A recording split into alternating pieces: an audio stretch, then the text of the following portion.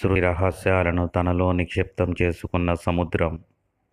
సముద్రం ఆయనది, ఆయనే దానిని కలుగచేసెను. తన బలము వలన ఆయన సముద్రమును రేపును. భూమిని తన స్థానములో నుంచి కదిలించువాడు ఆయనే. దాని స్తంభములు అదరజేయువాడు ఆయనే. ఆయనే సముద్రమును పిలిచి వాటిని భూమి మీద ప్రవహింపచేయువాడు.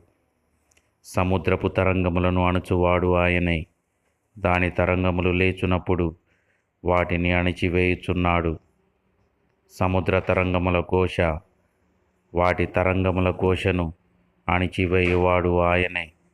సముద్ర జలాలను రాశిగా కూర్చువాడు ఆయనే. అగాధ జలాలను కొట్లగా కూర్చువాడు ఆయనే.